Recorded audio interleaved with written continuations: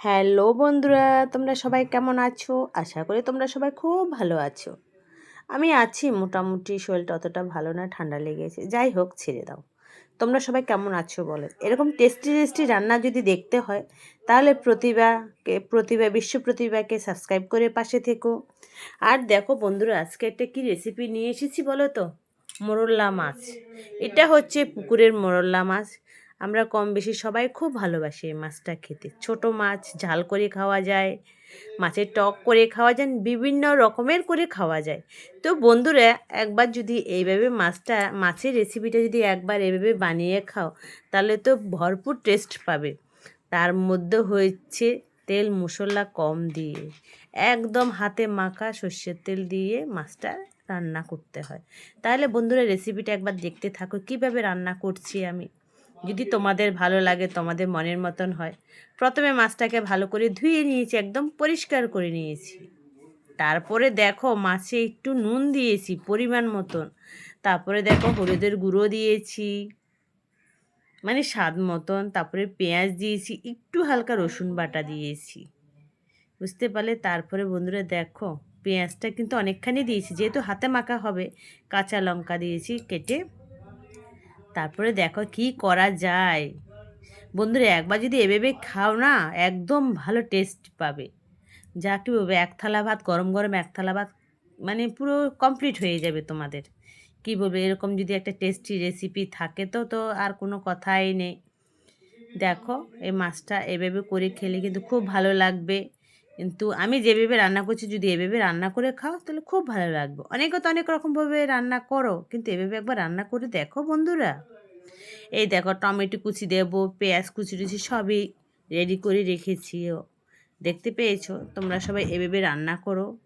কিন্তু আলুটা দেয় কেন জানো? কেউ কেউ আলু একটু খেতে খুব ভালোবাসে, কেউ আলুটা আগে ভাজা করে নিয়েও রাখতে পারো, বা এর মধ্যেও দিয়ে দিতে পারো। তারপরে বন্ধুরা দেখো, আমার আলুটা ভাজা হয়ে গেছে। মাছটা ওখানে মেখে রেখেছি, দেখেছো? আমার আলুটা কিন্তু ভাজা হয়ে গেছে। আলুটা আমি ওইভাবে দিইনি, একবারে মেখে দিইনি। কেন জানো? আলুটা একটু কাঁচা কাঁচা গন্ধ ছাড়বে, ওই জন্য আমি দিইনি বন্ধুরা। তারপরে দেখো, আমি এখানে আলুটা এইভাবে ভাজা করে দিচ্ছি। আলুটা তোমরা যদি চাও, আলুটা তোমরা ওভাবে দিতে পারো, মাছের সাথে দিয়ে দিতে পারো কাঁচা, অসুবিধা নেই। তারপরে দেখো, আমি এখানে সব মেখে রেখেছি। টমেটোটা দেওয়া হয়নি বলে তাই টমেটোটা দিয়ে দিলাম। টমেটোটা মাছের সাথে মেখে দিলাম।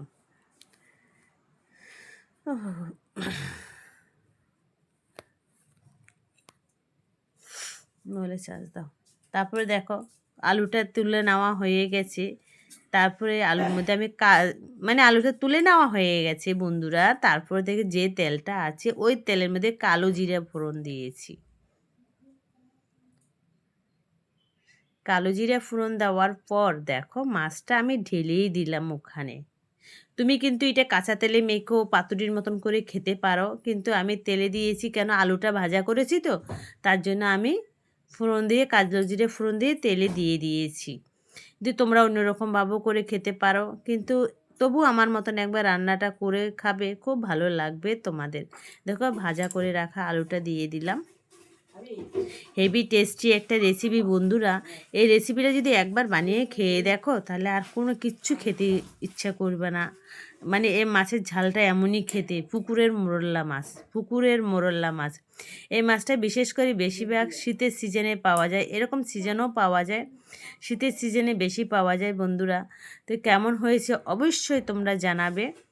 আমার রেসিপিটা কমপ্লিট হয়ে গেল, রান্নাটা কমপ্লিট, পরে ধনেপাতা দিয়ে নামিয়ে নেব। তো বন্ধুরা, রেসিপিটা অবশ্যই জানাবে কেমন হয়েছে। আর দেখো, যদি ভালো লাগে লাইক শেয়ার কমেন্ট তো করবে, আর তোমার বন্ধুদের সাথেও কিন্তু শেয়ার করবে। কেমন হয়েছে রেসিপিটা বলো তো? একটু ঢাকা দিয়ে দিলাম, মানে ধনেপাতাটা দিয়ে। আমার রেসিপিটা পুরো কমপ্লিট হয়ে গেল। তারপরে কি করা যাবে, এবার আমি একটা বাটিতে ঢেলে নিয়ে নিয়েছি সুন্দর করে। তোমাদের জন্য ব্রাই টাটা। যদি ভালো লাগে লাইক শেয়ার কমেন্ট করবে। Tata tata tata.